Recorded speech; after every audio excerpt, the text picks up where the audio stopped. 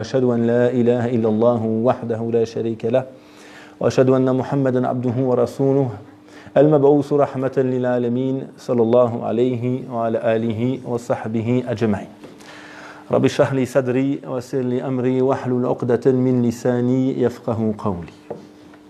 Bienvenue à tous et à toutes, c'est un plaisir de vous avoir parmi nous ce soir pour une thématique ô combien importante puisqu'elle traitera de l'éducation dans le Coran.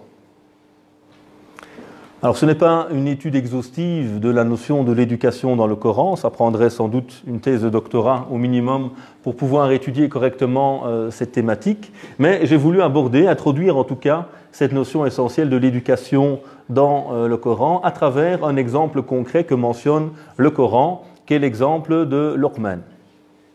Et donc on va s'arrêter ensemble, on va méditer un peu sur ces versets pour essayer de voir quelles sont finalement les stations, les étapes de cette éducation, les différents éléments que va mettre en exergue Luqman dans l'éducation qu'il donne à son fils. À nouveau, l'idée c'est qu'on partage, donc n'hésitez pas, tant que c'est sur le sujet évidemment, à m'interpeller, à participer.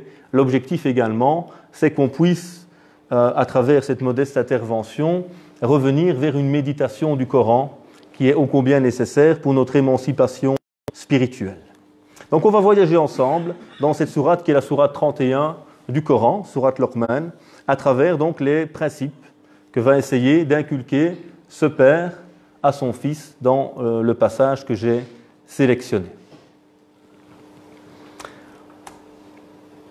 Alors tout d'abord, comme introduction, rappelons-nous l'importance du Coran finalement comme base essentielle de notre éducation.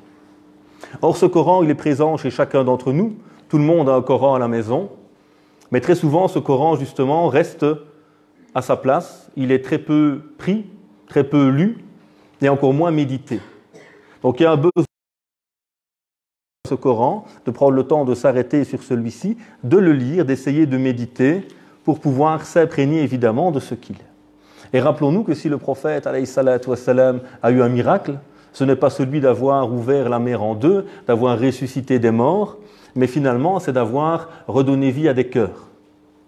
C'est d'avoir bouleversé l'humanité. C'est d'avoir permis à des gens de se libérer justement des croyances qu'ils pouvaient avoir, du paganisme de l'époque pré-islamique, d'une série de traditions négatives qui pouvaient exister, de la tyrannie des hommes, etc. Et donc de permettre à l'humanité de s'émanciper, de s'éduquer. Telle est notamment la fonction fondamentale de ce livre qu'est le Coran. Deuxième élément, c'est qui est ce Luqman ? Et le Coran ne s'attarde pas du tout sur qui il est. Pourquoi à votre avis ? Pourquoi est-ce que le Coran nous parle d'un homme dont il ne cite finalement pas de détails, on ne sait pas réellement qui il est? Pourquoi cela? Quelle peut être la cause? Oui? Peut-être que tu veux nous dire avec ces paroles, c'est universel, ça pourrait être n'importe qui finalement. Oui, parce que finalement l'essentiel, ce n'est pas les détails du récit, mais c'est plutôt l'exemple que l'on peut retirer de son histoire, effectivement. Également parce que c'est sans doute quelqu'un de connu. Luqman est un personnage connu dont on parle sans doute à l'époque et les commentateurs du Coran nous disent que Luqman était un sage. Certains disent que c'était un esclave abyssin, etc. Ça c'est du détail. Mais en tout cas, à nouveau, ce qui nous intéresse ici, c'est comment cet homme va essayer de transmettre quelque chose à son fils. Et ça, à nouveau, c'est le plus important. Donc le Coran est un livre qui n'a pas souhaité entrer dans des détails, parce qu'à nouveau, ce qui compte, ce n'est pas les détails de l'histoire. Il était grand, il était blond, il avait tel ou tel type de vêtements, on vivait à tel endroit, mais plutôt les éléments dont on peut finalement s'inspirer dans son récit. Et autant notre société aujourd'hui est une société de l'apparence, de la superficialité, de l'immédiateté, donc de la concision, on ne veut pas lire trop, on ne veut pas regarder une vidéo qui est trop longue, on veut toujours des choses très courtes, autant quand le Coran est court, c'est pour être profond. Donc la concision du Coran n'est pas une concision qui va nous empêcher d'aller dans la profondeur, au contraire, il y a peu de mots, c'est une page du Coran, mais il y a énormément de choses que l'on peut retirer de ce passage si on prend le temps évidemment de s'arrêter et de méditer sur celui-ci. Donc Luqman est un sage Et nous allons essayer de voir à travers son éducation les conseils qu'il donne à son fils dans cette sourate Luqman. Sourate Luqman, comme vous le voyez ici, c'est une sourate mécoise. Vous le savez, le Coran a été révélé en combien de temps? En 23 années. Donc ce message, ce livre que nous avons aujourd'hui entre nos mains, n'a pas été révélé en une seule fois. Il a accompagné petit à petit le cheminement, l'évolution, l'éducation finalement de toute une communauté. Et il y a ce moment mécois, qui sont les 13 premières années, sur lesquelles on va insister sur quoi? Sur l'unicité divine, sur la connaissance de Dieu, sur la spiritualité, sur l'éducation des cœurs, sur l'identité spirituelle du croyant. Une fois que cette identité, que ce cœur va être accroché à Dieu, que la mentalité, que le cœur auront pu changer, à ce moment-là, dans la seconde phase de la révélation qu'on appelle le Coran médinois, durant une dizaine d'années, là le Coran va surtout s'axer sur quoi? Sur la pratique, tout en rappelant toujours les fondamentaux évidemment, de la foi, de la réforme, etc. Et quelques-uns des plus grands versets du Coran, comme Ayat al-Kursi, le verset du trône, comme Ayat al-Nur, le verset de la lumière, qui sont des versets très très spirituels, sont des versets médinois, et pas mécois. Donc il y a toujours évidemment à Médine cette nourriture spirituelle, mais il y a également un cadre maintenant qui vient accompagner, préserver cette transformation spirituelle qui a pu avoir eu lieu dans ce premier temps. Et donc nous sommes dans un moment particulier, parce que comment à l'époque mécoise également pour les croyants? Est-ce qu'être musulman à la Mecque, c'est facile? C'est très difficile. Nous sommes dans une société où le paganisme est la norme, où il y a un régime sociétal défini, avec des clans, avec une autorité qui utilise le pèlerinage, notamment polythéiste, pour permettre de développer certains profits.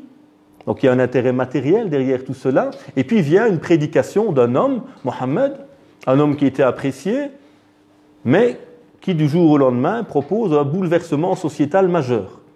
Il va lutter contre l'esclavagisme, il va lutter contre le tribalisme, contre des tribus qui passaient leur temps à se combattre mutuellement. Il va chercher à libérer la foi de l'emprise des hommes. Et donc évidemment, il aura affaire à énormément d'obstacles dans son cheminement, et cette sourate est révélée à ce moment-là. Elle vient accompagner le cheminement de cette première communauté qui est face à de nombreuses épreuves, notamment pour les jeunes. Pourquoi pour les jeunes il y a beaucoup d'épreuves à cette époque? Pourquoi les jeunes en particulier? Ils devaient avoir leur identité et choisir leur chemin. Donc souvent, quand on est jeune, c'est le moment où on fait des choix. Quand on arrive vers 16 ans, 18, 20, 22, on trace son propre chemin finalement. On a reçu un héritage familial, une certaine foi, et puis on fait des choix personnels à un moment. Mais dans une société qui est majoritairement païenne, lorsqu'il y a une nouvelle foi qui apparaît, et surtout une foi qui provoque un bouleversement sociétal, qu'est-ce qui va se passer pour les jeunes qui adhèrent à l'islam? On va les accueillir avec des fleurs à la maison? On va souvent avoir, malheureusement, énormément de pression. Un jeune qui se convertissait à l'islam, on verra des exemples dans cette sourate, va subir énormément de pression de la part de qui? De ses proches. Sa propre mère parfois. Son propre père. On a des compagnons qui vont être emprisonnés par leurs propres parents, qui vont être reniés par ceux-ci, qui vont être battus par leurs parents. Parce que nous sommes à l'époque dans une société où il faut finalement faire corps avec la société, et s'écarter du régime des habitudes tribales était très très mal vu à l'époque. Et donc être jeune et choisir sa voie était très très difficile à cette époque-là. Et donc on va voir dans la sourate justement des relations entre enfants, entre parents, etc. Positives parfois, mais aussi on va citer parfois des difficultés que doivent affronter ces jeunes croyants à l'époque de la révélation. Alors l'époque mécoise, comme vous l'avez dit également, c'est le moment où on va édifier la foi. C'est le moment central. Et si cette époque ou si cette étape de notre cheminement n'est pas bien développée, qu'est-ce qui risque de se passer? Si on passe directement à l'islam de la pratique, qu'est-ce qui risque de se passer? de délaisser, qu'est-ce qui risque de se passer? Mauvaise compréhension. Quand je vous demande seulement d'appliquer des choses, mais que votre cœur n'est pas convaincu, n'est pas attaché à cette chose, qu'est-ce que ça va produire en général? Ce sera sous une forme de contrainte, ça ne va pas nous parler. On n'a pas envie d'y être. On rêve de quoi? De faire l'école buissonnière, de ne pas y être. Par contre, quand on a compris, là on a des gens, quand ils comprennent l'importance du savoir finalement, qu'est-ce qui va se passer? Ils ne vont pas arrêter d'étudier. Même après l'école, ils continuent. Pourquoi? Parce que leur cœur a été touché, parce qu'ils aiment ce qu'ils font. Et donc dans cette première étape, on va insister essentiellement sur la foi, et on verra dans ce passage qu'on a sélectionné comment justement Luqman le sage va insister sur certains éléments fondamentaux et sur une série de principes de l'éducation. Alors qui d'entre vous a déjà lu ce passage? Donc nous sommes dans les versets 12 à 19 de sourate Luqman, sourate 31. Qui a déjà lu cette sourate? Sourate Luqman? Pas tout le monde. Pourtant c'était sur l'affiche. J'aurais dû mettre sur l'affiche d'ailleurs, lisez avant de venir. Khair. On va donc passer en revue une page, c'est une page du Coran qu'on va essayer de méditer ensemble. Alors ce qu'on va constater très souvent, quand on lit chez nous, et qu'on n'a pas pris l'habitude de méditer, une page, on la lit en combien de temps? Combien de temps vous mettez pour lire une page? Dans votre langue maternelle, je ne parle pas de lire en arabe, c'est plus compliqué pour certains sans doute, mais pour lire en français, en allemand, en tchétchène ou je ne sais pas en quelle langue, combien de temps vous mettez pour lire une page? 2 minutes, 3 minutes. Très bien. Or, ça c'est une lecture finalement qui n'est qu'un déchiffrage de lettres. Une lecture avec méditation pourra nous emmener dans des heures et des heures de lecture avec une page. Certains savants ont écrit des traités complets sur un verset du Coran parce qu'ils ont pris le temps de méditer, de s'arrêter. Donc l'idée également, c'est un peu de s'initier finalement à un retour méditatif sur le texte. Pas simplement de passer sur des lignes, mais de se dire, tiens, qu'est-ce qu'on peut déchiffrer? Qu'est-ce qu'il y a là derrière comme message pour moi, pour mon cœur, pour mon esprit, pour m'aider à cheminer? Alors vous aurez à chaque fois les versets qui vont passer, j'espère que c'est suffisamment grand, je ne sais pas, derrière vous voyez suffisamment? Allons-y alors, le premier verset.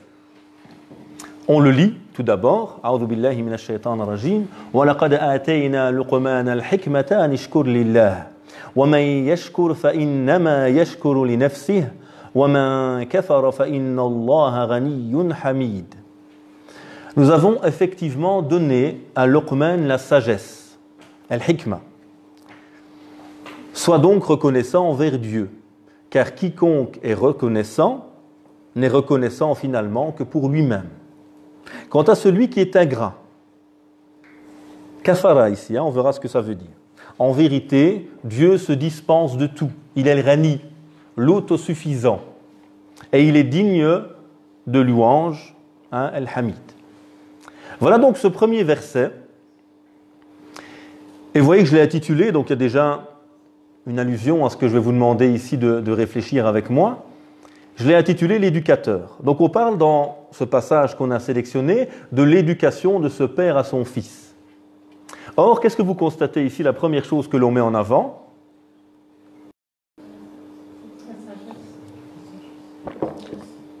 là vous êtes déjà au 4e mot. Avant cela, avant de parler d'éducation, on parle de qui? On parle de l'éducateur. Donc si on veut éduquer, la première chose c'est quoi? C'est de commencer par qui? Par soi-même. Nous sommes finalement le modèle de toute éducation et nos enfants ou ceux qu'on accompagne sont le reflet de ce que nous sommes. Donc si à un moment je veux transmettre quelque chose, la première chose à faire c'est quoi? C'est de l'apprendre, de m'en imprégner, de la vivre. Comme...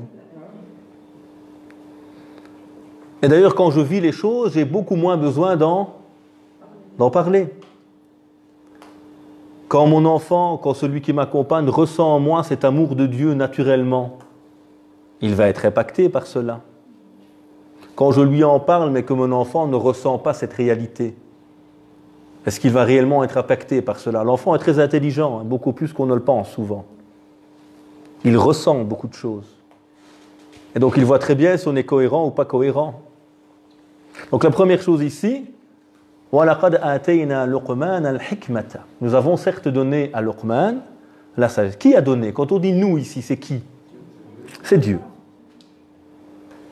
Donc on rappelle ici que celui qui a donné finalement à Luqman cette qualité fondamentale, c'est Dieu. Et donc la première chose, c'est nous-mêmes demander à Dieu qu'il nous accorde un savoir. Et le prophète, dans ses invocations, disait Allahumma inni as'aluka. Oh mon Dieu, je te demande un savoir utile. Et la hikmah qui est ici, la sagesse, au début de la sourate, on nous dira Tilka ayatul kitab al-hakim. Ce sont certes les signes d'un livre sage, empli de sagesse. Et plus loin, on nous dit, quand on parle de Dieu, wa huwa al-azizul hakim. Et il est le tout-puissant, le sage. Donc on voit que le hikmah ici, en filigrane de cette sourate, elle est présente. Au début, en nous rappelant que ce livre, le Coran, vient produire quoi normalement? La sagesse. Et que Dieu, parmi ses noms fondamentaux, c'est quoi? Le sage. Et puis on arrive à cet homme qui, connecté à Dieu, relié à Dieu, va recevoir ce don fondamental qui est la sagesse. On ira plus loin après, on commence déjà à réfléchir ensemble. On a donc donné cette sagesse à Luqman, alors remercie Dieu. Quel est le lien, ou quel lien peut-on faire entre une sagesse qui est donnée et la capacité de remercier? Sagesse, le fait de remercier, de savoir remercier. C'est une sagesse, le fait de savoir remercier. Qu'est-ce qui nous permet de prendre conscience finalement qu'il faille remercier? C'est ça qui nous manque souvent en fait. Quand je n'ai pas conscience des bienfaits que je reçois, j'oublie de remercier. Quand il y a une prise de conscience, c'est là que finalement la conscience va me pousser à me rendre compte que merci pour ceci, pour cela, etc. Donc il y a une prise de conscience qui va pousser à remercier. Remercier Dieu, pourquoi? Savoir réfléchir, déjà rien de réfléchir, de se poser des questions, de se mettre en question. Qu'il nous a accordé la capacité de raisonner, qu'il nous a accordé le savoir, la vie, énormément de belles choses qui nous entourent. Et qu'est-ce qu'on dit juste après? وَمَنْ يَشْكُرْ فَإِنَّمَا يَشْكُرُ لِنَفْسِهِ.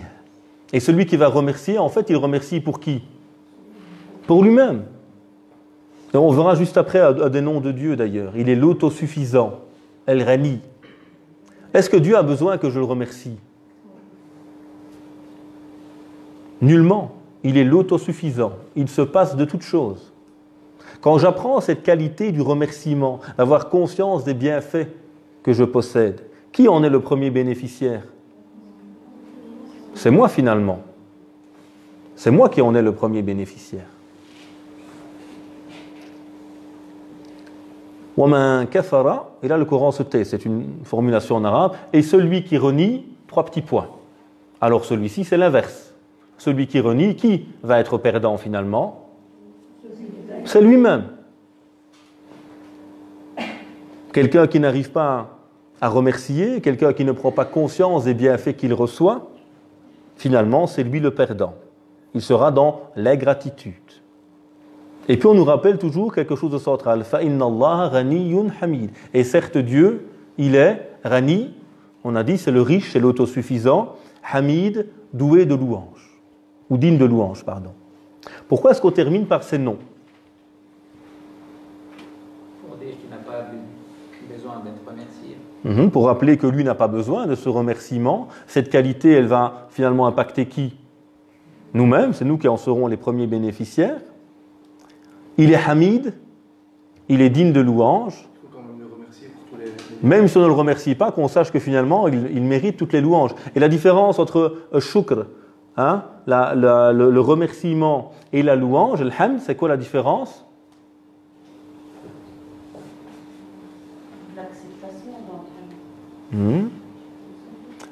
En général, quand je remercie, c'est que j'ai reçu quelque chose en échange.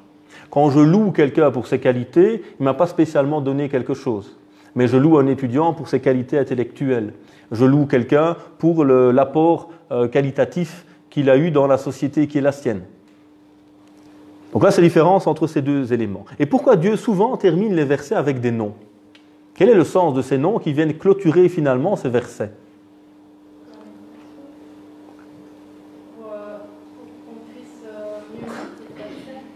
Qu'on puisse mieux méditer le verset, oui.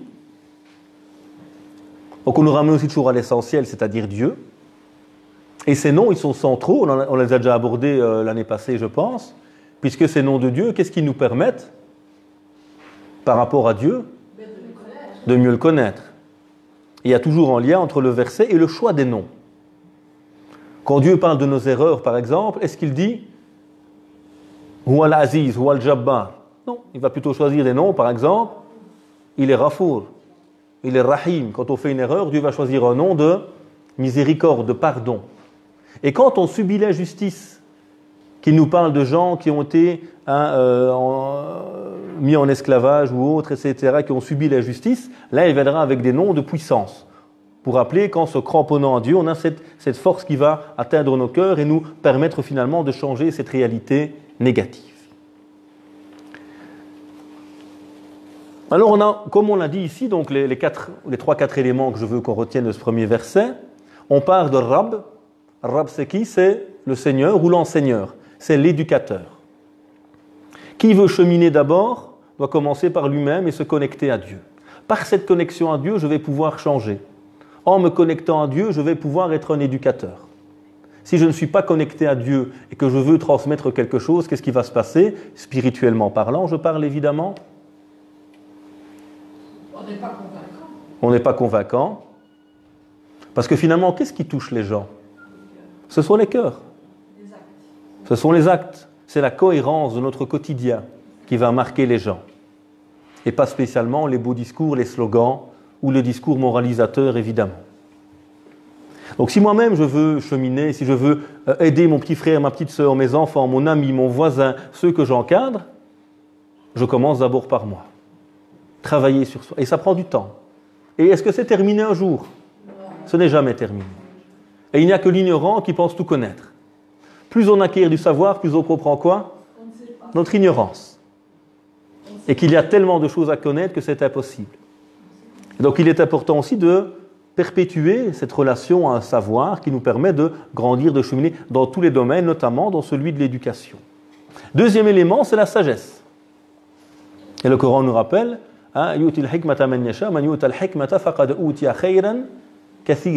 et Dieu donne la sagesse à qui il veut, et celui qui a reçu la sagesse a certes reçu un bien incommensurable.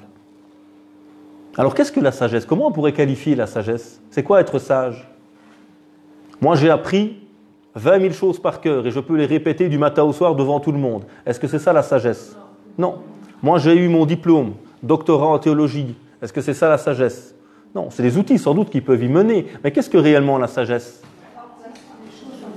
Savoir placer les choses à leur place. Oui? Ici, dans le verset, on a un lien entre la reconnaissance et la sagesse. La Mhm. première chose qu'il mentionne, c'est sois reconnaissant envers Dieu. Ok, donc on voit le lien entre remercier et sagesse. Donc la sagesse doit nous pousser à quelque chose, à changer, à avoir conscience de certaines choses. Et la sagesse, comme vous l'avez dit notamment, c'est mettre chaque chose à sa juste place. J'ai un enfant de 8 ans et je commence à lui parler de toute une série de questions polémiques que j'entends sur Internet et sur lesquelles je débat sur des forums à coups de messages que je m'envoie. On peut faire ci, on ne peut pas faire ci, c'est halal, c'est haram. Est-ce que c'est une éducation pertinente, sage pour un enfant? Absolument pas. On va créer ce qu'on voit aujourd'hui, des schizophrènes, des gens qui sont mal dans leur spiritualité. Pourquoi? Parce qu'on persécute nos enfants dès l'âge de 6 ans, mange pas tel bonbon, fais pas telle chose, fais pas ci, fais pas ça. Donc au lieu d'éduquer nos enfants à connaître Dieu, à connaître les modèles, les prophètes, à tout simplement connaître ce qu'il y a dans ce livre, on s'intéresse à plein de questions périphériques secondaires. On n'a pas dit qu'elles n'existaient pas. Mais la sagesse, c'est quoi? C'est de placer les choses à leur juste place. De commencer par quoi? Par l'essentiel avant le secondaire. Et le Coran, quand il est venu justement, il a commencé d'abord par relier les gens à Dieu, par leur faire connaître les prophètes, par leur faire comprendre le sens de la vie. Et quand ceci a été fait, le reste était tout à fait aisé, parce que tu as adhéré à quelque chose, ton cœur est accroché. Par contre, si dès le début tu es dans un islam contraignant, fais ci, fais pas ça, fais ci, fais pas ça, on en a marre de ce discours. L'enfant, et même l'adulte, il est frustré, il ne chemine pas sereinement, alors lui-même, il y a des limites qu'il va mettre. Et ça, c'est la vraie éducation. Celui qui n'arrive pas à éduquer a un discours qui ne cesse de mentionner. Oui, parce qu'il est frustré sans doute, mais pourquoi également? Quand je n'arrive pas à éduquer quelqu'un, imaginez, j'ai des étudiants qui viennent ici. Ces étudiants, je ne les éduque pas. Et donc je dois tout le temps faire le policier, courir derrière eux, éviter qu'ils fassent ci ou qu'ils fassent ça. Par contre, si ces gens sont éduqués et que je discute avec eux, ils sont capables de se prendre en main. Est-ce qu'ils ont besoin d'un policier qui est derrière eux à chaque moment? Est-ce que je dois leur dire qu'il est interdit de faire ceci, faire ça? Non. D'eux-mêmes, ils ont une conscience. D'eux-mêmes, ils vont se limiter. Et c'est comme ça que le Coran est venu, en commençant par accrocher les gens à Dieu, à prendre conscience du sens de la vie. Et eux, d'eux-mêmes, il y a des choses qui n'étaient plus du tout acceptables pour eux à ce moment-là. Troisième élément important dans ce premier verset, c'est l'importance du lien à Dieu. Et toute l'éducation, c'est ça. Si moi je suis connecté à Dieu, j'ai réussi. Mon éducation personnelle.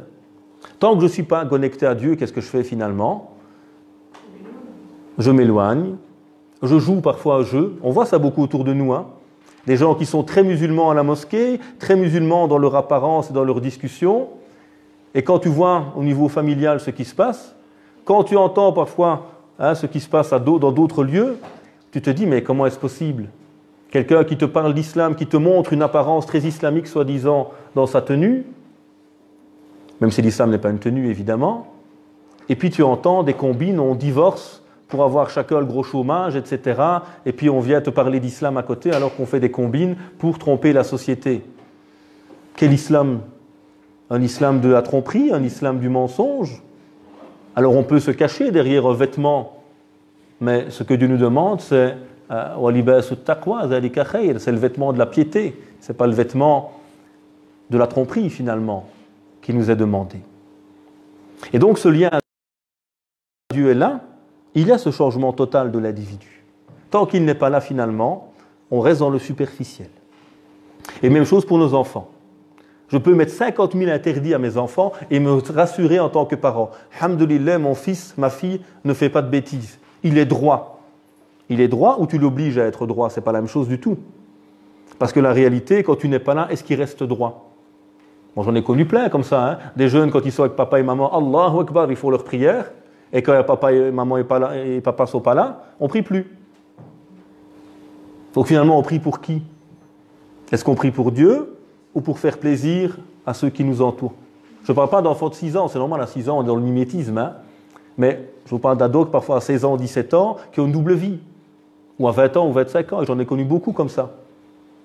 Quand j'étais dans mon petit village perdu dans la Gaule profonde, pas loin d'ici, je connaissais beaucoup de gens de cette ville, par exemple, qui avaient une double vie. Ils venaient dans mon village, ils avaient leur petite copine, ils venaient là-bas, ils sortaient en boîte, et puis ils buvaient de l'alcool, et puis au premier rang, en train de montrer leur piété. Parce que l'islam qu'on leur a donné n'était qu'un islam de l'apparence. Pas un islam qui a pu les connecter à Dieu. Maintenant, c'est un défi, je ne dis pas qu'on a tous les clés, c'est difficile évidemment. Et puis on a ici de nouveau cette opposition entre deux éléments. Celui qui est connecté, celui qui est sage, il va apprendre à remercier son prochain. Celui qui n'a pas cette sagesse, qui n'est pas connecté, il va être dans le déni. Et le kufr, vous voyez qu'ici on a le mot, waman kafara, le kufr qu'on traduit souvent par mécréance, c'est surtout le reniement d'un bienfait. Je renie mes parents, c'est un kufr. C'est un reniement des bienfaits qu'ils m'ont accordés. Je renie la lumière que Dieu m'a donnée, c'est un kufr. Parce qu'il m'a donné un bienfait et je l'ai renié. Et aussi on met donc en parallèle, pas l'iman ou al-kufr, pas la foi et le reniement, mais le remerciement et le reniement. Et le prophète disait, alayhi salatu wassalam, Man lam yashkurin nas, lam yashkurillah. Celui qui ne remercie pas les gens n'a pas remercié Dieu. Parce que finalement, c'est toute une manière de vivre. Et il y a tout le temps ça en islam. Ta relation à Dieu, c'est ta relation aux gens. Si tu es bien avec Dieu, tu es bien avec les gens. Si tu es mauvais avec les gens, tu ne peux pas être bien avec Dieu non plus. Pas vrai.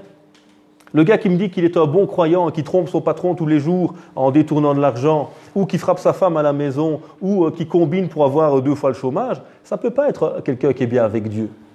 C'est quelqu'un qui est bien dans le cirque qu'il peut faire, dans le show qu'il montre aux gens. Mais si tu es bien avec les gens, tu seras bien avec Dieu. Sinon, ce n'est pas réel. Oui.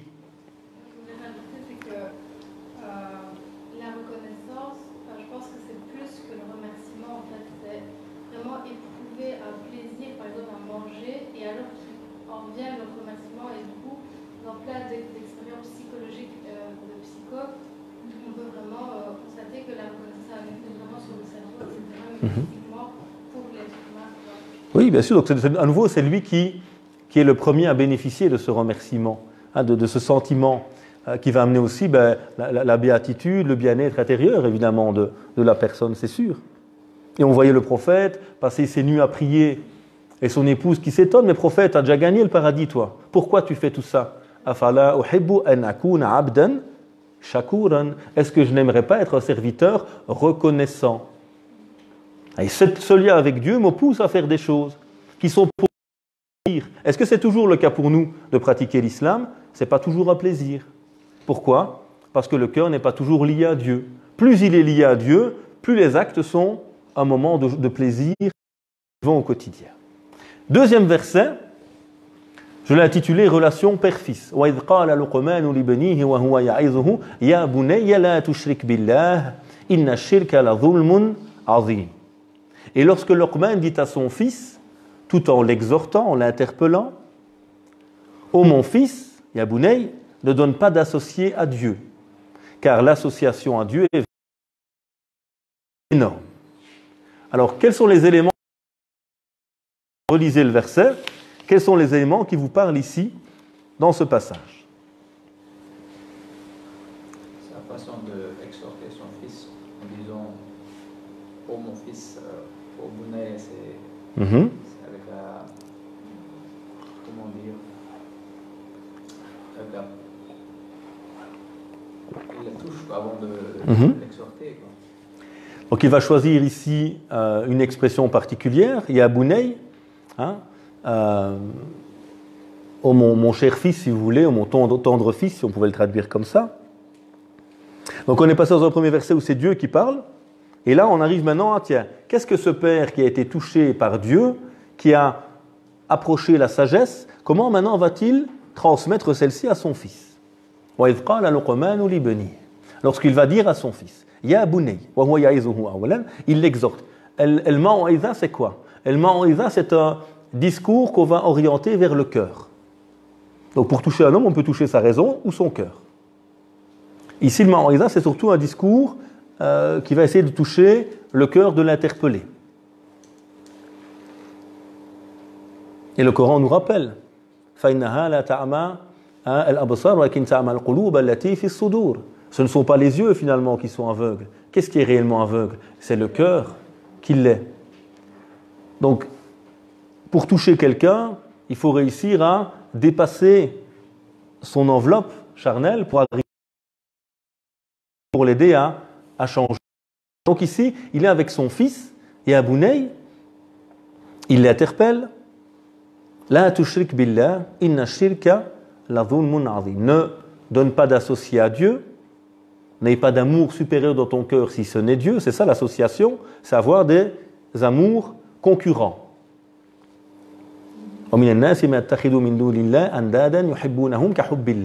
Et parmi les gens, il y en a certains qui ont des concurrents, des amours concurrents qu'ils aiment à côté de Dieu. Mais ceux dont les cœurs sont réellement touchés par la foi, leur amour pour Dieu est supérieur.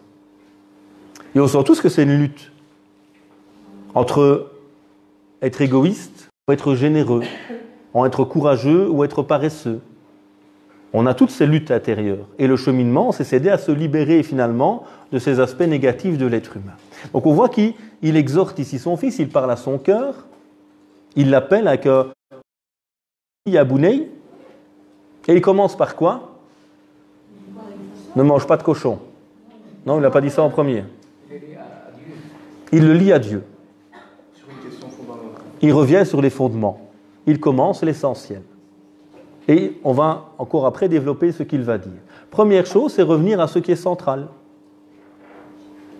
Parce que, est-ce que l'islam a du sens sans Dieu? Est-ce qu'une religion a du sens sans Dieu? Non, c'est plus une religion alors. Donc si Dieu est absent de mon discours, si Dieu est absent de mon cœur, l'islam devient une tradition, une culture que j'applique comme ça, parce que tout le monde le fait, parce que c'est mon héritage familial. Par contre, quand l'islam est quelque chose qui me relie à Dieu, ce qui est la norme, là c'est tout autre chose évidemment dans mon quotidien. Donc il y a ce discours, ce mot qu'il utilise, Yabounei, la tushrik billah, ne donne pas d'associé à Dieu. Inna shirka la dhulmun azim, car certes,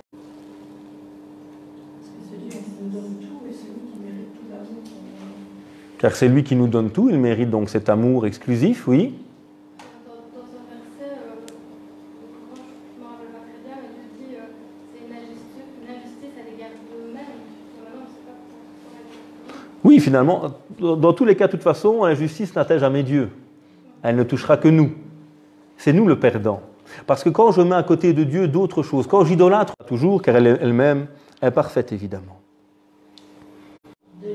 Dans mon bureau qui ont des problèmes, le problème numéro 1, ça s'appelle la communication. On n'arrive pas à se parler, on n'arrive pas à se comprendre, on a des profils différents, et on n'arrive pas à comprendre que l'autre, il fonctionne différemment de moi. Et donc je veux qu'il soit ma copie conforme, ce n'est pas possible. On a parfois des codes culturels différents. Moi je viens du Sénégal, lui il vient, je ne sais pas, de Tchétchénie, il y a des codes culturels différents. Et c'est dur parfois de pouvoir se mettre d'accord sur ces éléments-là. Donc la communication est centrale ici dans l'éducation, la douceur, la proximité. Et le prophète disait à ses compagnons, alayhi salatu wassalam, innama ana lakum, je suis certes pour vous, misl walid, à l'exemple du père. Liwaladihi pour son fils, wa'allimukum, je vous enseigne. Je suis pour vous à l'image d'un père. Et un père, qu'est-ce qu'il est? Pourquoi est-ce qu'on prend la figure du père ici? Du père modèle. Le père est un modèle. Le père, il aime. Le père, il accompagne. Le père, il n'abandonne pas. Il rassure, il protège. Tout ça, ce sont les qualités fondamentales de l'enseignant, évidemment. Et donc ici, on a Luqman qui est avec ce fils, qui parle avec lui, qui l'accompagne. Alors là, il y a toute l'importance, évidemment, de la transmission. Et beaucoup de parents, ou beaucoup de musulmans, veulent transmettre l'islam. Quel est le problème, souvent? Dans la manière de le transmettre. Parfois, l'ignorance. On ne transmet pas l'information au bon moment.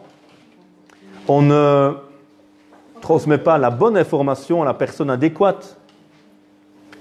Moi, j'ai beaucoup de gens autour de moi qui sont perturbés, par exemple.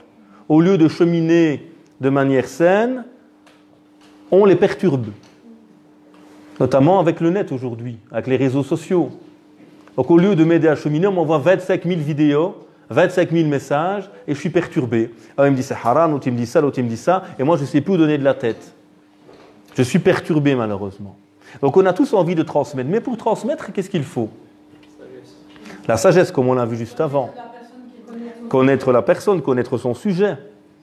Qul hadihi sabili adu ila Allah ala basira.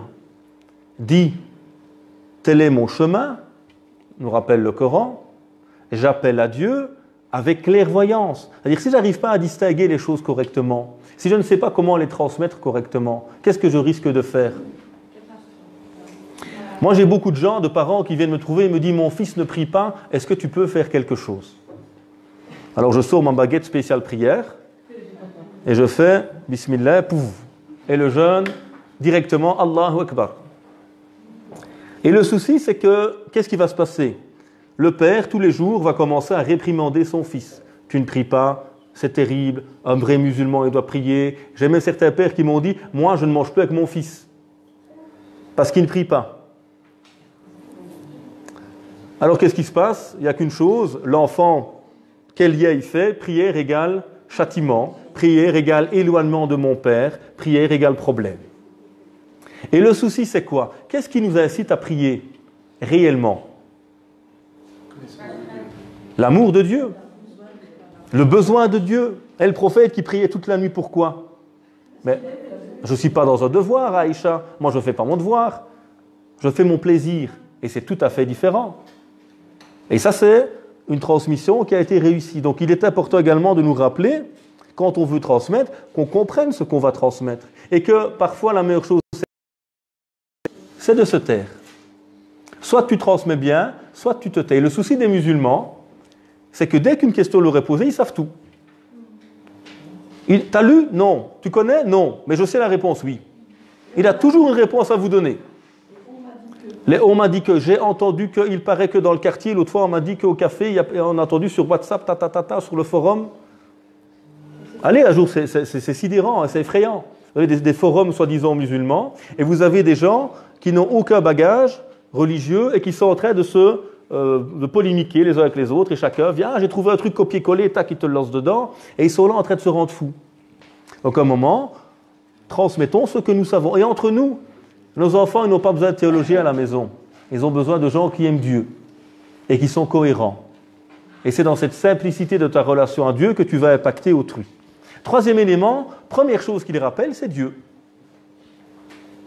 Première chose qu'il rappelle à son fils, ce n'est pas la prière, ce n'est pas le jeûne, ce n'est pas des interdits, c'est lui rappeler Dieu. Et le Coran met quoi pendant 13 ans? Il ne va s'intéresser quasiment qu'à la question de la foi. Dieu, l'au-delà, les prophètes et ta prière. C'est tout ce qu'il y a au début. On ne jeûne pas pendant 13 ans à la Mecque. On jeûnera après 15 ans de message. C'est l'année 2 de la révélation de l'époque médinoise que le verset du jeûne est révélé. L'alcool n'est pas interdit à la Mecque. Pourquoi? Parce que d'abord, on commence par les fondamentaux. On change ton intérieur. Et quand ton intérieur... Moi, j'ai vu plein de convertis me l'ont dit. Dès que je suis devenu musulman, au bout d'un moment, je ne voulais plus boire.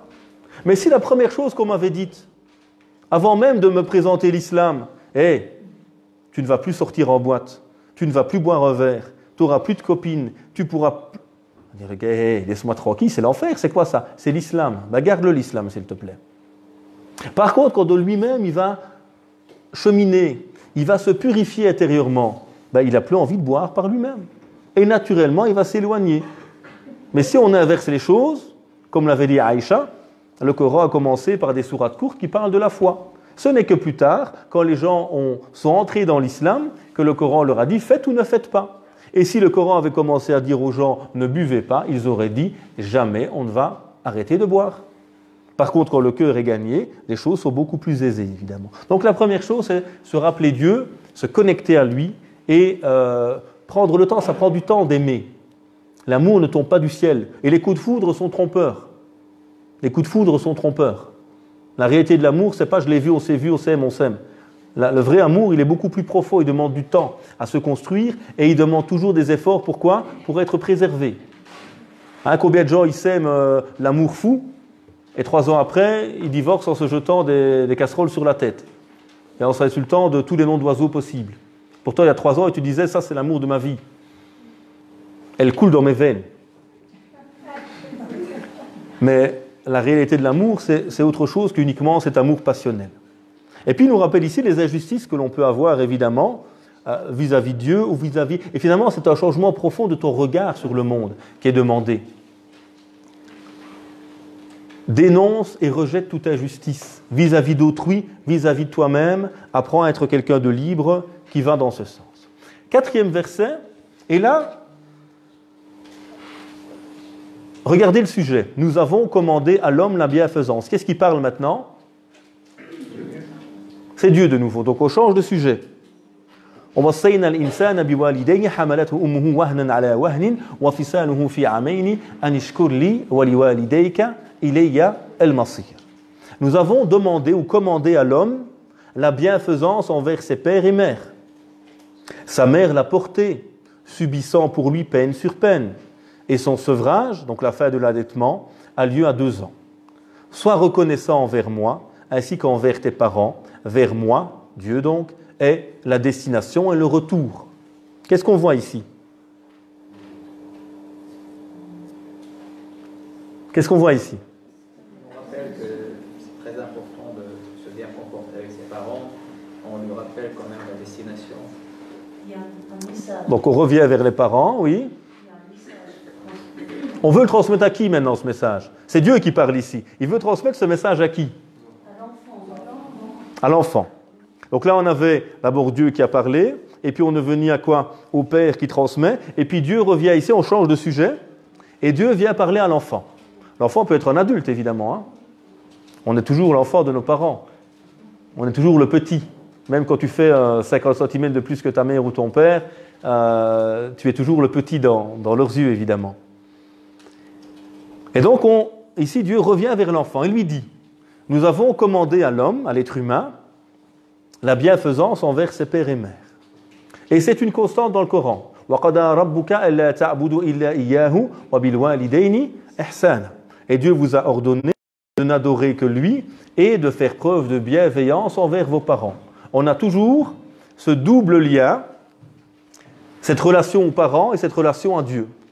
Et pourquoi est-ce qu'il y a un lien entre les deux? Relation à Dieu, relation aux parents.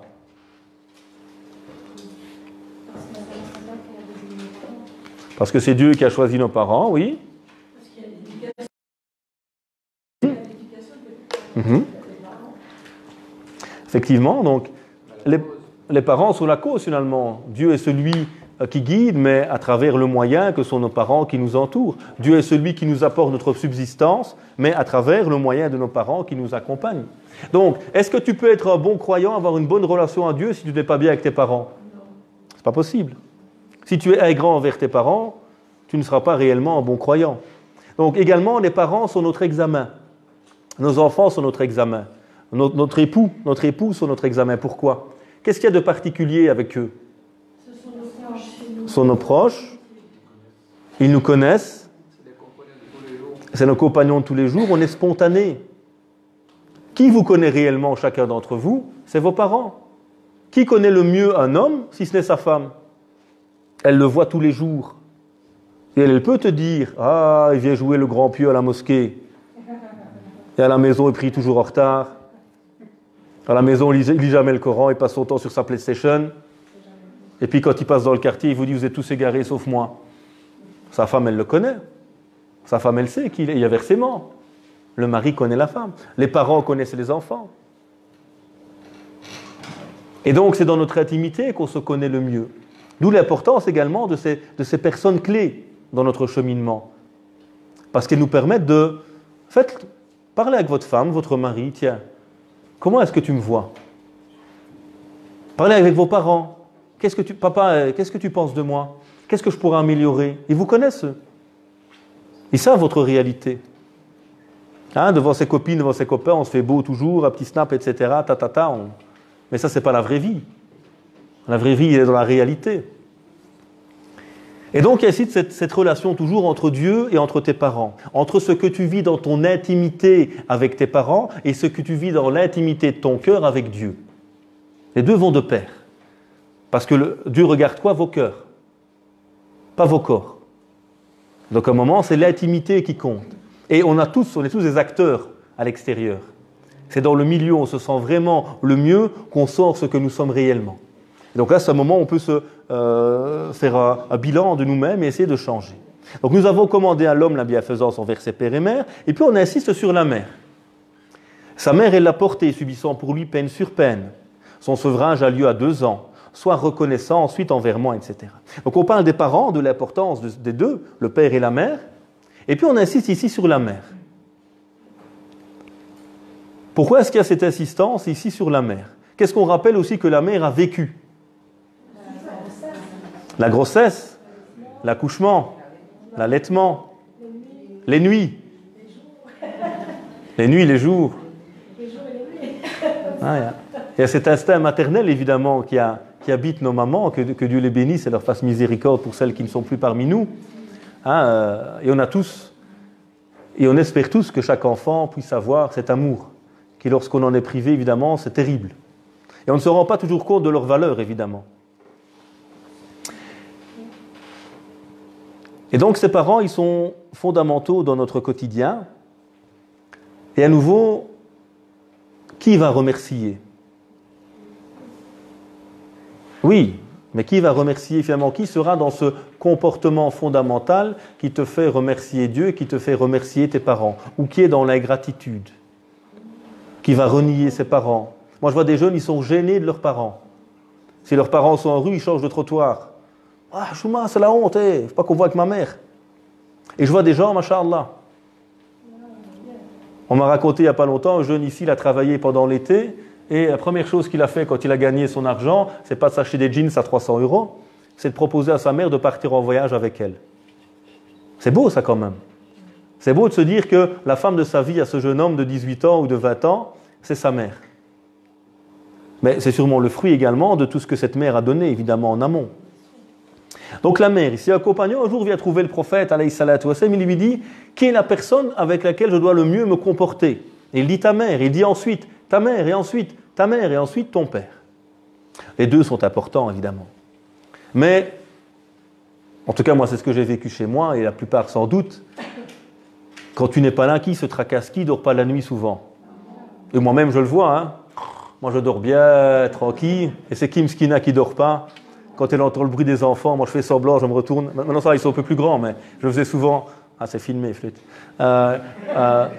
Souvent, je me retournais, etc. Je faisais semblant, et c'est ma femme, la pauvre, qui se levait vite, qui allait voir ce que les enfants avaient durant la nuit, etc. Et ma maman me le racontait quand j'étais jeune, que quand je rentrais tard, elle ne dormait pas la nuit.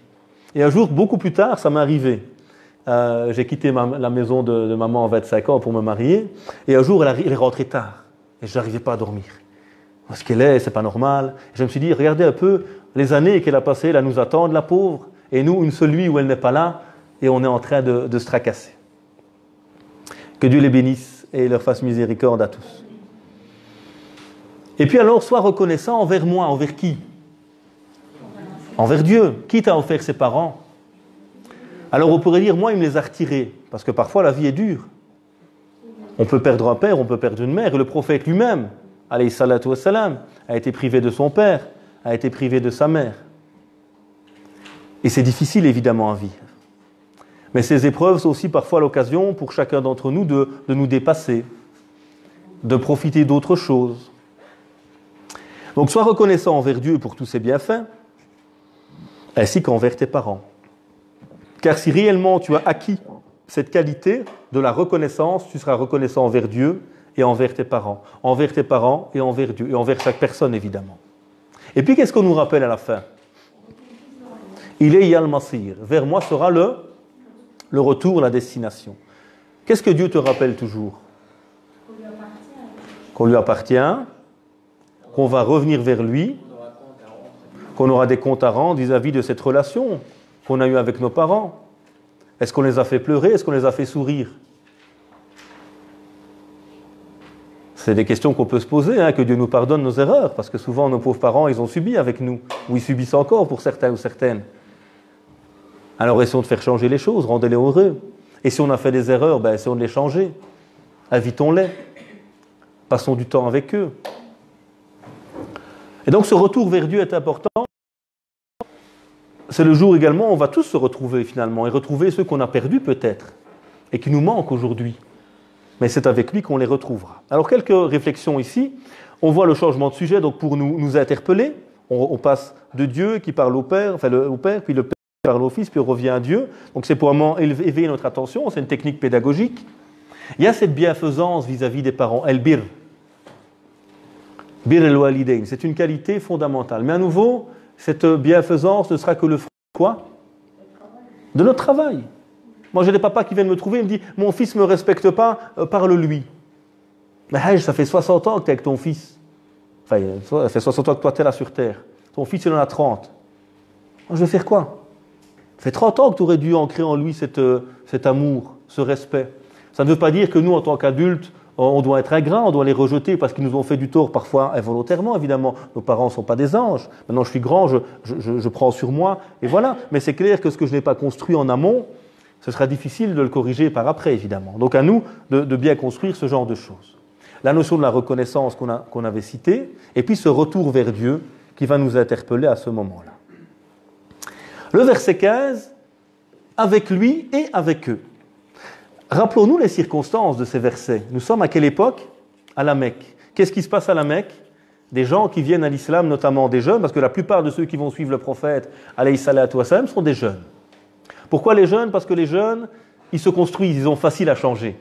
Quand on a 50, 60 ans, qu'on est habitué à quelque chose, c'est dur d'évoluer, de changer à ce moment-là. On peut le faire évidemment, mais c'est plus compliqué. Donc le jeune, il se construit, il est en plein bouleversement, en pleine interrogation, mais ils ont subi énormément de choses. Certains étaient des jeunes très aisés, comme Mus'ab. C'était un fils de la bourgeoisie, qui avait les plus beaux vêtements de Médine, de la Mecque, les plus beaux parfums. C'était le playboy de la Mecque. Mais quand il choisit l'islam, sa mère lui dit: tu vois ton jeans à 300 €, tes baskets à 200 €, ta veste à 1000 €, tes sorties, tes machins, tes bazars. Fini, je coupe le robinet. Plus rien. Ou tu restes dans la religion de mes ancêtres, ou tu vas subir. Et encore, là, ce n'est que matériel. Certains ont été torturés, certains ont été emprisonnés. Et donc, c'est un moment très difficile, évidemment, à vivre, parce que c'est votre chair, c'est vos enfants pour les parents et vos parents pour les enfants. Et il n'y a rien de plus terrible pour nous que de voir nos parents qui nous renient. Moi, j'ai connu des convertis qui ont été reniés par leurs parents. C'est terrible. C'est terrible. Et donc, un moment, c'est quelque chose de douloureux à vivre, évidemment. Mais à nouveau, qu'est-ce que l'islam nous apprend? Même dans ces moments difficiles, où finalement les émotions sont là, et les émotions souvent sont mauvaises conseillères. Quand on est pris par les émotions, c'est ce qu'on est en tant que parent parfois. Nos enfants font une bêtise et on se met en colère. C'est pas sur eux qu'on est en colère, on a eu peur. Mais cette peur nous pousse parfois malheureusement à aller un peu trop loin. Et donc ici le Coran nous apprend, et c'est un travail, c'est un jihad, à lutter contre nous-mêmes pour rester dans cette bienveillance et ce bon comportement. وَإِنْ جَاهَدَاكَ عَلَىٰ أَن تُشْرِكَ بِي مَا لَيْسَ لَكَ بِهِ عِلْمٌ فَلَا تُطِعْهُمَا. Et si tous deux te forcent, donc tes deux parents, te forcent, t'obligent à m'associer quelque chose, à adorer quelque chose en dehors de Dieu, revenir au culte des idoles. فَلَا تُطِعْهُمَا. Ne leur obéis pas. Dans cette question-là, c'est ta foi. Tu restes fidèle à celle-ci, tu n'as pas à la changer, même si tes parents veulent t'obliger à le faire. Et puis qu'est-ce qu'on nous dit après? وَصَاحِبْهُمَا فِي الدُّنْيَا مَعْرُوفًا. Mais reste avec eux ici-bas de la plus belle des manières. وَاتَّبِعْ سَبِيلَ مَنْ أَنَابَ إِلَيْهِ. Et suis le chemin de ceux qui se tournent vers moi. ثُمَّ إِلَيَّ مَرْجِعُكُمْ فَأُنَبِّئُكُمْ بِمَا كُنْتُمْ تَعْمَلُونَ. Et ensuite, vous allez revenir vers moi. Et alors, je vais vous informer de ce que vous faisiez. Qu'est-ce qu'on voit ici?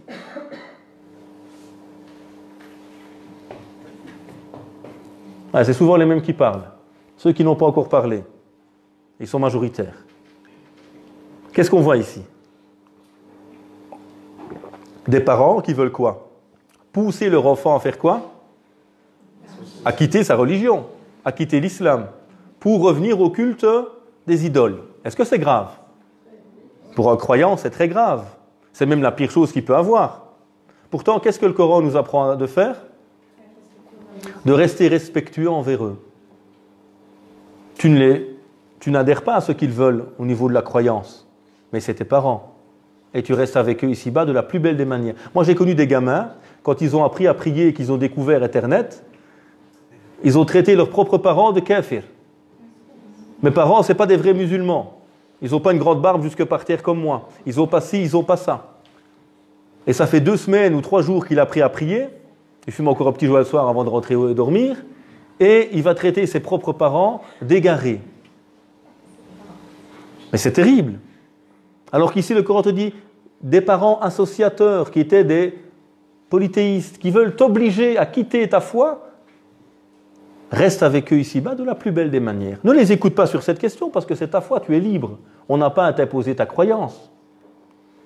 Mais dans tout le reste, reste avec eux ici-bas de la plus belle des manières. Donc ceux, ils vont essayer de t'éloigner. Qu'est-ce que tu vas faire, toi? Non. Ne leur obéis pas sur cette question, parce que comme disait le prophète, pas d'obéissance à une créature en désobéissance au Créateur. Mais reste avec eux ici-bas de la plus belle des manières. Et puis qu'est-ce qu'on dit après? Suis le sentier de ceux qui se tournent vers moi. Vous voyez comment on nous dit, tu as des relations dont tu ne peux te défaire parce que c'est ta famille. Tu ne choisis pas tes parents. Tu ne choisis pas tes frères et sœurs. C'est des relations particulières. Par contre, tu choisis les gens que tu fréquentes. Et donc, dans ta famille, quoi qu'il arrive, de ta foi, reste avec eux de la plus belle des manières. Mais, suis le chemin de ceux qui vont tendre vers moi. Que tu as le choix de choisir, choisis des gens qui vont t'aider à devenir meilleur, à cheminer. Et reste avec tes parents, même s'ils veulent t'éloigner de ta foi, de la meilleure, le meilleur des comportements vis-à-vis d'eux. Et puis qu'est-ce que Dieu nous rappelle ensuite? Vers moi est votre retour, et alors je vous informerai de ce que vous faisiez. Il y a souvent ce genre de versets qui reviennent à la fin, lorsqu'il y a des polémiques notamment. Parce que ce genre de verset nous rappelle une chose importante, c'est quoi? Autant ils n'ont pas à nous imposer leur polythéisme, autant je n'ai pas moi à leur imposer ma croyance non plus. Si mes parents ne sont pas croyants, ce n'est pas moi à leur imposer. Et le Coran veut toujours nous éviter les conflits, les polémiques. Parce que la polémique, est-ce qu'elle nous aide? Quand Pierre se convertit la semaine passée et qu'il découvre sur le net certaines choses et qu'il rentre chez lui, il casse la croix de ses parents, il jette le rôti de porc à la poubelle, il vide les bouteilles de vin qui avaient 50 ans d'âge, qui coûtaient 3 000 € pièce dans les toilettes. Voilà, je suis musulman. Aslim teslim. Qu'est-ce qui va se passer? Comment ses parents vont réagir? Pas bien. Est-ce qu'il a appliqué l'islam? Non, pas du tout. Il n'a créé que polémique, que rancœur, dégoût de l'islam. Alors peut-être que son intention est bonne, ça c'est autre chose, mais l'intention n'est pas tout. Il y a le basira qu'on a vu tout à l'heure, la clairvoyance. Et tu n'as pas à leur imposer des choses. Tout comme ils n'ont pas à te les imposer, évidemment, dans ta croyance, on parle ici. Et donc Dieu nous rappelle, restez calme, reste fidèle à ta voix, et ne commence pas à rentrer avec eux dans les conflits, chacun a sa croyance. Celui qui veut peut croire ou ne pas croire, à vous votre religion, à moi la mienne, dans le respect, et les polémiques ne servent à rien. Par contre, moi je connais des gens, au départ, les parents n'ont pas accepté du tout leur islam, et encore moins le beau-fils. Aucune relation avec lui. Et des années plus tard, le père, son meilleur ami, c'est son beau-fils. Mais s'ils étaient rentrés dans le conflit avec les beaux-parents, si ça avait été de la surenchère, tu n'aurais jamais pu changer les choses. Et parfois, il faut du temps, malheureusement, pour que les gens acceptent. Ou que les gens, simplement, dépassent leurs préjugés. Parce que le beau-fils, il n'est pas devenu différent en 3 ans. C'est le regard du beau-père qui a changé. C'est tous les préjugés qu'il avait, parfois racistes, malheureusement, vis-à-vis de l'autre, qui se sont petit à petit estompés. Et quand il a rouvert son cœur, il a pu voir la personne qui était face à lui, comme a fait le prophète, sallallahu alayhi wa sallam. Quoi qu'il se soit passé, il est resté bon, il est resté respectueux. S'il était devenu comme les autres, lorsque le voile du mensonge qui était devant eux est tombé, ils auraient vu quelqu'un comme eux.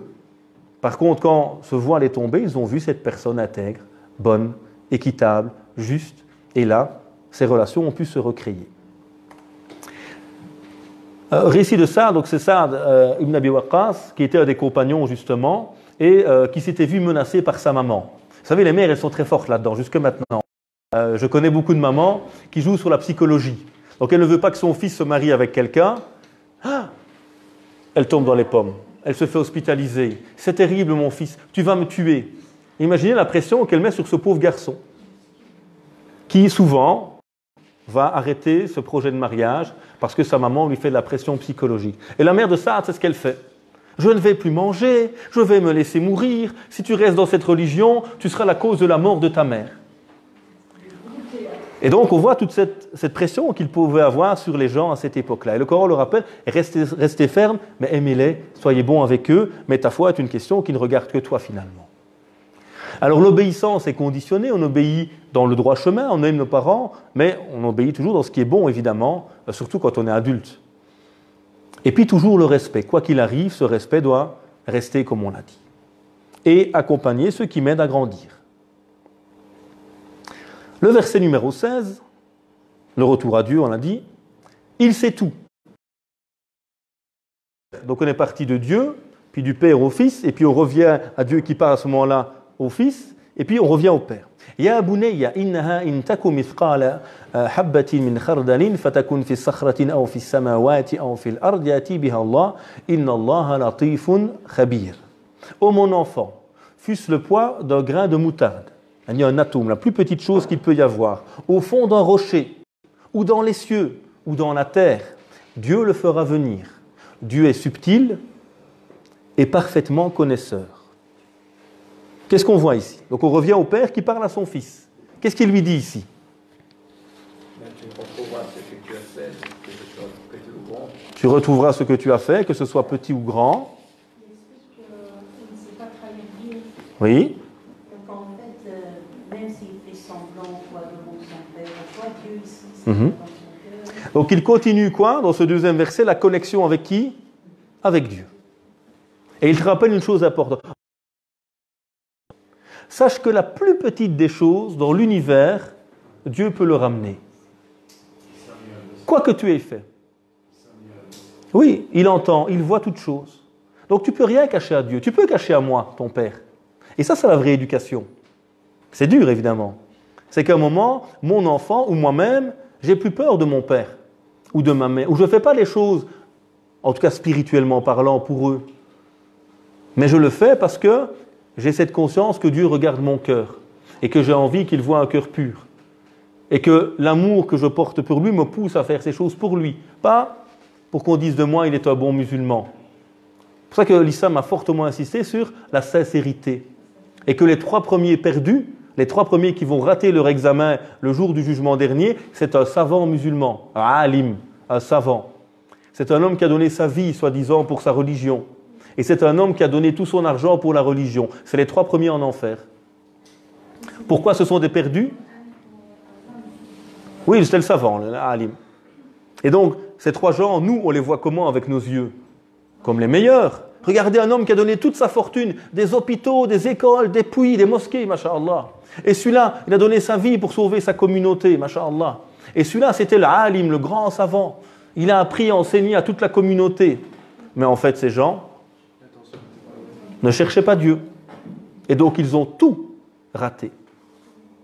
Et là, c'est le pire. Alors que le prophète nous parle d'une prostituée qui abreuve un chien, qui rentre au paradis. Pourquoi? Pas parce qu'elle a nourri un chien ou abreuvé un chien. Encore moins parce qu'elle est prostituée, évidemment. Mais parce qu'au fond de son cœur, il y avait cette sincérité, sans doute, qui l'a fait gagner. Alors que l'autre avait des œuvres immenses, mais manquait de sincérité. Donc il rappelle à son fils, mon fils, rappelle-toi une chose importante, tout ce qui peut se faire ou tout ce que tu vas faire sur terre, Dieu le sait. Et Dieu le ramènera. Et quand tu as cette... Et c'est ça qu'on doit faire à nos enfants. Mon fils, tu veux 50 €? Tiens, prends-les. Tu me les as demandés, mais sache que Dieu te voit. Et je le laisse. Bon, pas s'il vient tous les jours, ça va devenir cher. Mais à un moment, qu'est-ce que je lui ai appris à travers ça? Mon fils, moi je te fais confiance, je ne suis pas là pour te surveiller. Et là, tu fais quoi? Tu éveilles sa conscience. Et il va peut-être se tromper, hein? Il va peut-être user les 50 € en bonbons ou au pire. Mais tu lui as inculqué quelque chose d'important. Moi, je ne suis pas là pour te surveiller. Tu dis, mon fils, c'est pas pour moi. Moi, tu rates, c'est ta vie. Moi, je veux que tu réussisses pour toi ce que je t'aime. Pas pour moi. Et vous allez voir que ça marche. Et votre enfant va apprendre à étudier. C'est pour ça qu'il est très mauvais dans l'enseignement, par exemple, de lier la réussite à des récompenses. Nous, c'est ce qu'on fait souvent, malheureusement. Tu réussis, tu auras un cadeau. Et donc, qu'est-ce qui se passe? On intègre dans la tête de notre enfant que je ne travaille que pour une récompense matérielle. Et c'est ça qui fait que beaucoup de jeunes ne sont plus actifs aujourd'hui. Tant qu'il n'y a pas quelque chose de concret, je ne veux pas. Il y a du pognon, je viens. Il n'y a pas, je ne viens pas. Mais tu t'investis pour toi. Tu étudies pour toi. Tu donnes pour toi. C'est toi le gagnant. Ce n'est pas moi ni un autre. Donc il lui rappelle cet élément fondamental. Connecte-toi et rappelle-toi que toute chose que tu fais, aussi minime soit-elle, Dieu la connaît et Dieu la ramènera. Dieu est subtil, latif. Latif, ça peut être doux ou gentil, mais c'est également celui qui connaît les choses les plus subtiles. Merci. Et il est parfaitement connaisseur. Il sait toutes choses. Donc, de nouveau, on connecte à Dieu.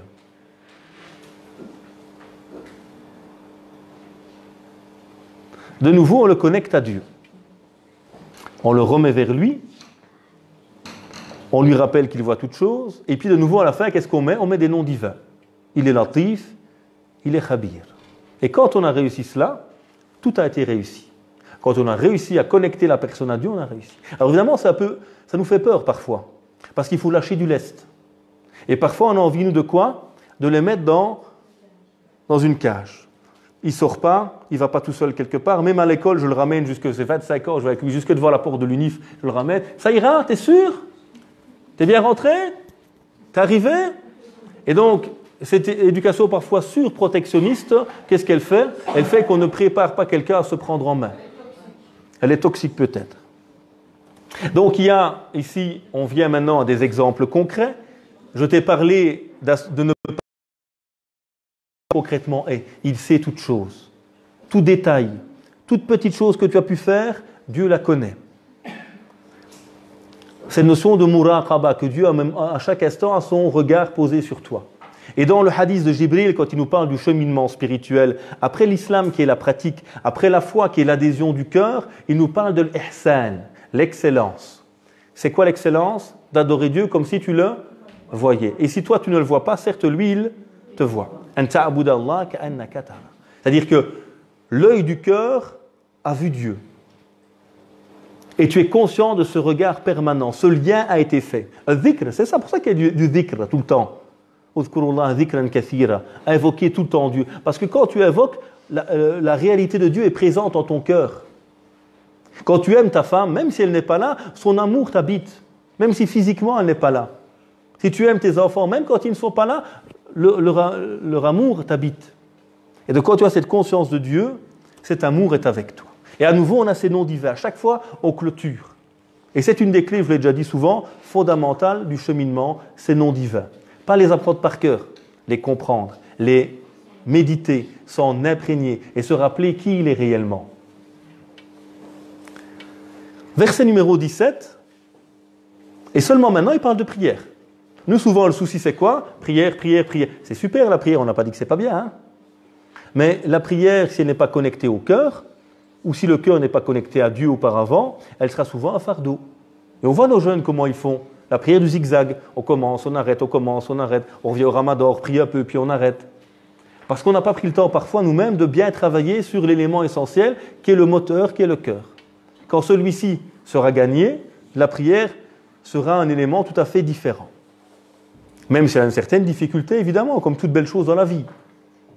Ya bunayya aqimi s-salat wa'mur bil ma'ruf wa nha 'anil munkar wasbir 'ala ma asabak inna dhalika min 'azmi al-umur. Oh mon enfant, ya bunay, de nouveau il y a ce mot, accomplis la prière, recommande le convenable, réprouve le blâmable et patiente par rapport à ce qui va t'arriver. Telle est la résolution à prendre dans toute entreprise. Qu'est-ce qu'on voit ici?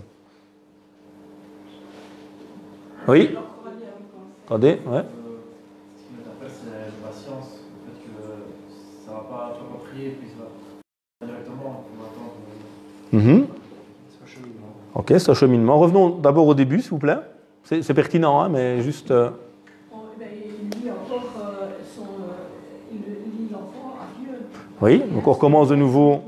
Bien. Donc on recommence de nouveau par la prière qui est ce lien concret maintenant avec Dieu, qui va prendre du temps.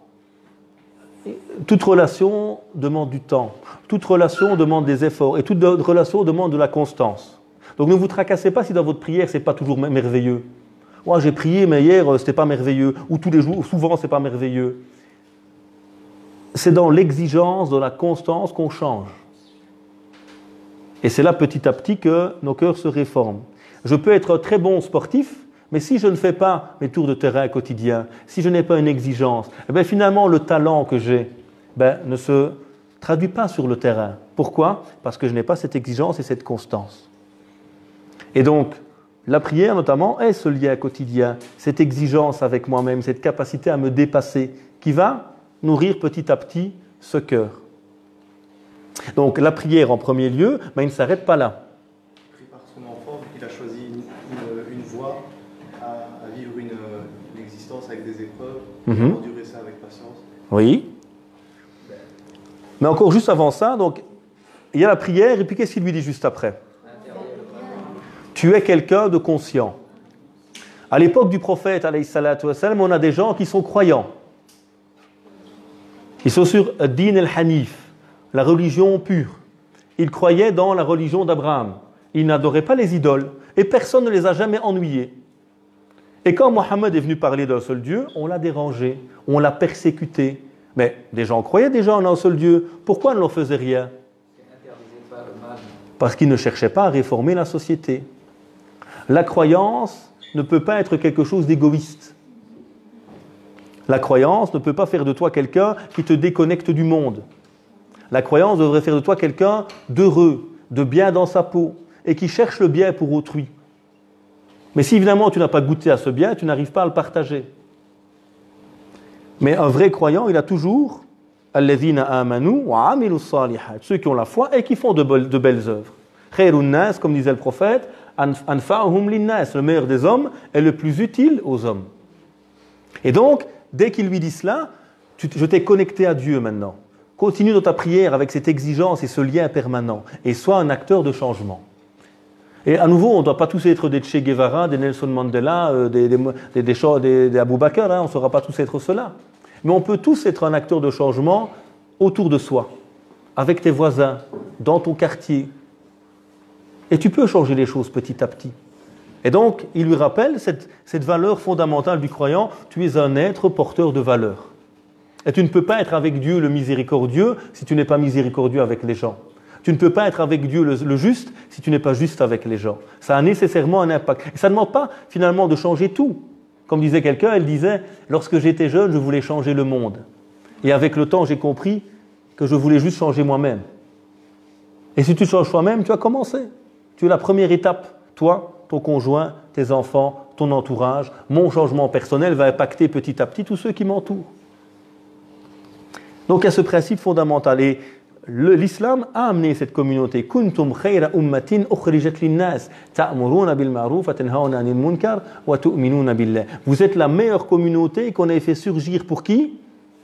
Pour les hommes. Vous n'êtes pas venus pour vous-même. Vous êtes venus pour apporter le bien. Ce que Dieu t'a donné comme bien, ton intelligence, tes qualités humaines, ton savoir, cette foi qui habite ton cœur, cet amour qui habite ton cœur, partage-le. On ne te demande pas d'aller parler d'islam partout. On n'est pas les témoins de Jéhovah. Même si on pourrait s'inspirer de leur exemple, ils sont très courageux, ces gens. Mais je n'ai pas besoin de parler de Dieu à tout le monde, j'ai besoin de vivre Dieu. Quand tu vis Dieu, les gens te regardent. Tiens, qu'est-ce que tu as? Pourquoi tu es heureux, toi? Pourquoi tu es satisfait? Pourquoi tu es bien dans ta peau? Pas besoin de venir avec des drapeaux partout, il y a musulman avec un grand drapeau et des machins, des casquettes. Là, quand tu vis naturellement, oui, ils vont s'interpeller sur ce que tu es. Donc, et puis qu'est-ce qu'il lui dit, comme vous l'avez très bien dit? Si tu es un acteur de réforme, un acteur de changement, qu'est-ce qui va se passer? Tu vas avoir des épreuves. Il n'y a pas quelqu'un qui cherche à changer sa propre vie sans qu'il y ait des épreuves, c'est vrai ou pas? Se changer soi-même, c'est facile? Moi, je suis orgueilleux, je pense que je suis le meilleur et supérieur à tout le monde, je veux me changer, c'est facile? Non.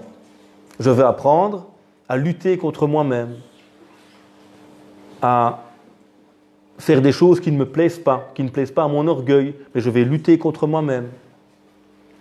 Je suis dans un quartier sale et tout le monde est sale, tout le monde jette ses crasses partout. J'essaie de changer les choses. Ça ne plaît pas aux gens, ils étaient contents de jeter leurs crasses partout.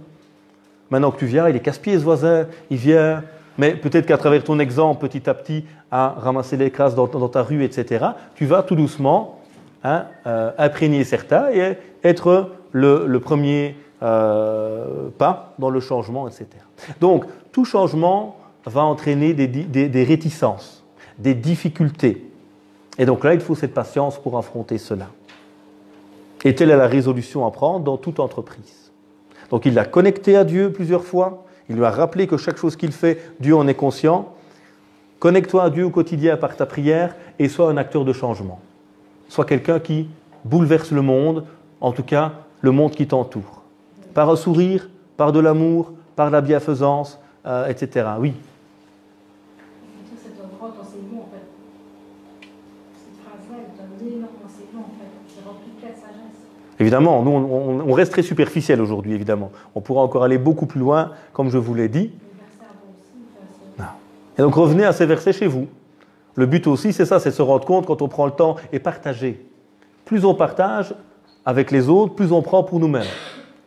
Prenez la sourate quand vous rentrez chez vous, sourate 31, versets 12 à 19, relisez-la, méditez, discutez-en avec ceux que vous aimez. Viens, on va s'asseoir, on va un peu discuter. Donc on a vu ici la gradation également. On commence par les éléments centraux, tu connais Dieu, tu connais la prière, et puis tu vas être un acteur de réforme. Parce que si tu veux changer les gens et que toi-même tu n'as pas changé, qu'est-ce qui va se passer? Ben, ça ne marchera pas. Ça ne marchera pas. Donc une gradation commence par les éléments essentiels. Éduque-toi, connais Dieu, fais ta prière, et puis parle-moi du reste. Nous, on veut déjà changer le monde alors que nous-mêmes, on n'a pas commencé à faire ce qu'on faisait. Donc commence d'abord par toi-même et par l'essentiel. Alors la prière, comme on l'a dit, elle est le fruit de cette relation à Dieu. Elle est aussi une clé de changement. C'est-à-dire, si je prie que je ne change pas, il y a quelque chose qui ne va pas. Ça fait 10 ans que je cours tous les jours et je n'ai pas de condition physique. Il y a quelque chose qui ne va pas, les gars, c'est pas normal. Ça fait 5 ans que je fais régime, j'ai pris 25 kilos. Il y a quelque chose qui ne colle pas, les gars. Donc c'est qu'à un moment, je n'ai pas compris la technique, où je suis à côté de la plaque. Ça fait 10 ans que je prie et je ne suis pas meilleur qu'avant. Il y a quelque chose qui ne va pas. C'est pas normal. Donc à un moment, il faut parfois se réinterroger aussi. Quel est le sens de ma prière? Quelle est l'intensité que je mets dans celle-ci? Est-ce que je prépare, évidemment, en amont, parce que ce n'est pas évident dans notre société, le climat pour bien prier? Oui.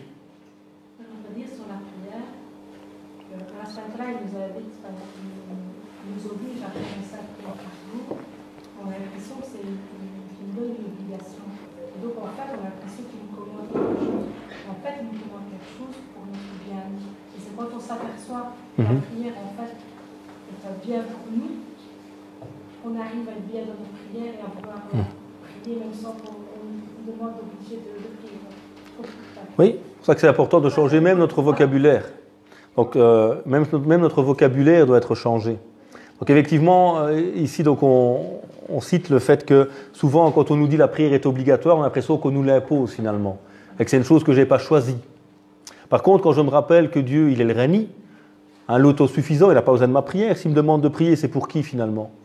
C'est pour moi. Pourquoi on fait ce lien entre Dieu et les parents? Pourquoi mes parents veulent que j'aille à l'école? Pour se débarrasser de moi toute la journée?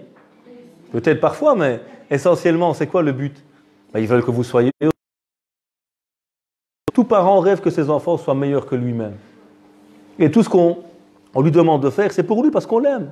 Alors des fois, c'est ennuyant, évidemment. Mais quand j'ai compris, ce ne l'est plus.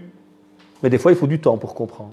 Et l'islam, c'est la même chose. Dieu ne me demande pas de prier parce qu'il a besoin que je prie ou parce qu'il a envie de m'ennuyer. Parce qu'il m'aime. Et il sait que pour quelqu'un qui s'émancipe, il a besoin d'une hygiène de vie, il a besoin d'une exigence vis-à-vis de lui. Et vous ne réussirez pas vos études sans constance, sans effort, ni votre vie de famille, ni votre activité sportive ou autre, sans constance et sans effort. Et la prière est notamment un des éléments qui m'apprend tous ces éléments-là au quotidien. C'est que la prière, ce n'est pas simplement la prière qu'on va faire avant la toile et tous les gestes, c'est aussi des doigts, c'est aussi des invocations, c'est aussi des évocations. Bien sûr, c'est une relation, c'est un dialogue entre nous et Dieu. Et faites les invocations en français. La prière se fait en arabe, mais vous pouvez invoquer en français.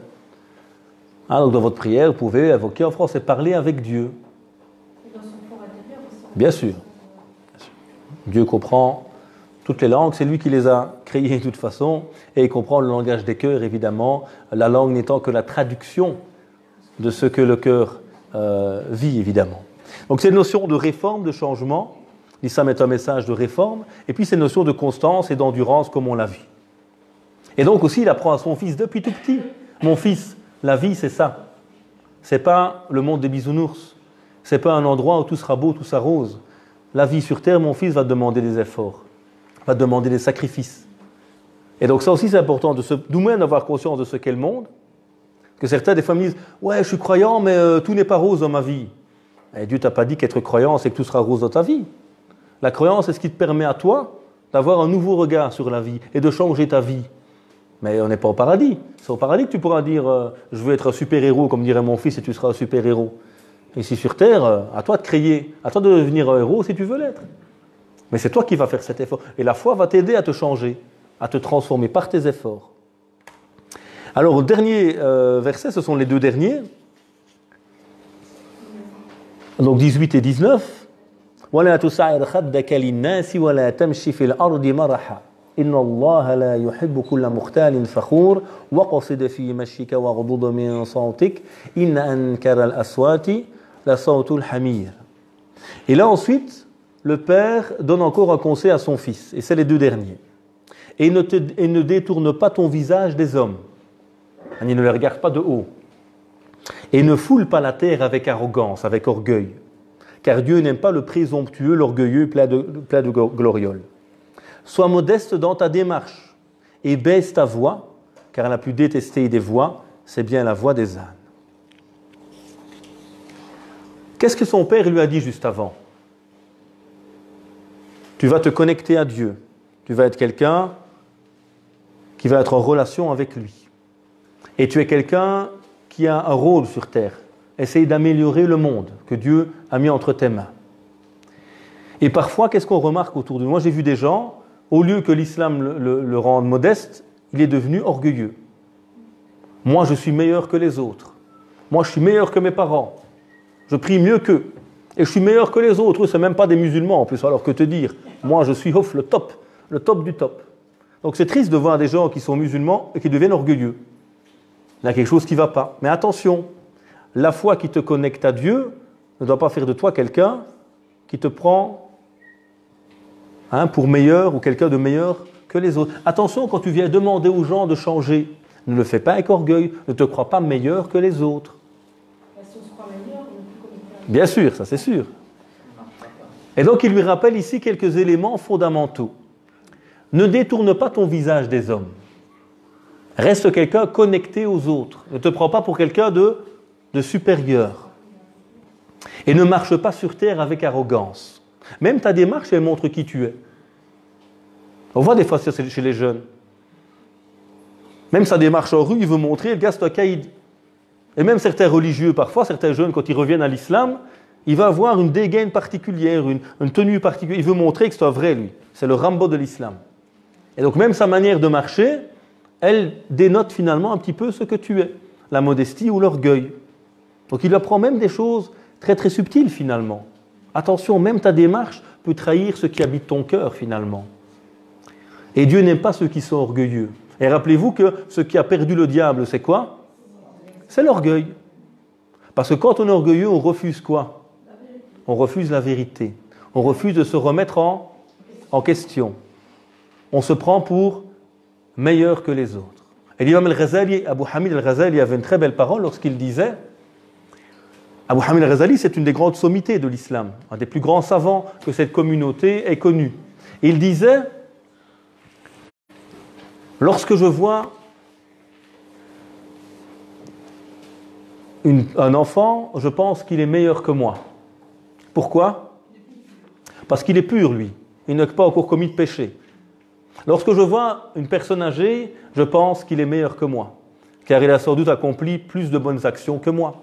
Lorsque je vois un savant, je me dis, il est meilleur que moi, il a sûrement plus de savoir que moi.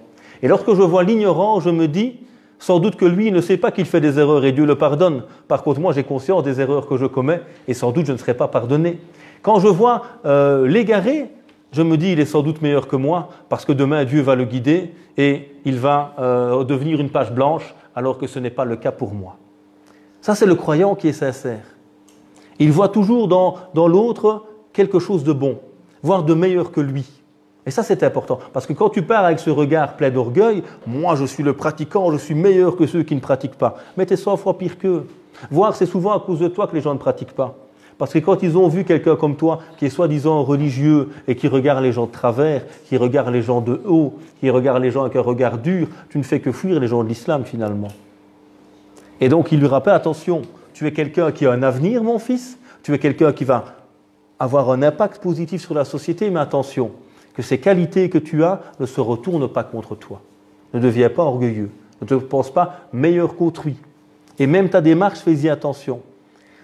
Et baisse ta voix, même ta manière de parler, réfléchis. Comment tu utilises. Ça, c'est beaucoup chez les jeunes parfois, ils ont un vocabulaire assez spécial. Et ton vocabulaire trahit qui tu es. Ta manière de parler montre qui tu es. Donc à nous aussi de réfléchir parfois, quel type de langage je veux avoir, quel type de vocabulaire j'utilise. Et donc il lui rappelle ensuite, c'est une métaphore ici évidemment, que la voix la plus détestée est celle des ânes. Ce sont des bruits, ce sont des sons, mais qui ne veulent rien dire, qui ne font que déranger autrui finalement, et qui n'apportent pas quelque chose d'utile. D'où le conseil du prophète, Man kana yu'minu billahi wal yawmil akhir falyaqul khayran aw liyasmut. Celui qui croit en Dieu et au jour dernier, qu'il dise du bien ou qu'il se taise. Apprends à peser chaque mot que tu sors. Chaque mot que je dis est-il utile? Et pour les jeunes aujourd'hui, chaque photo que je fais est-elle utile? Chaque message que j'envoie est-il utile? Est-ce que réellement j'apporte quelque chose ou tout le contraire?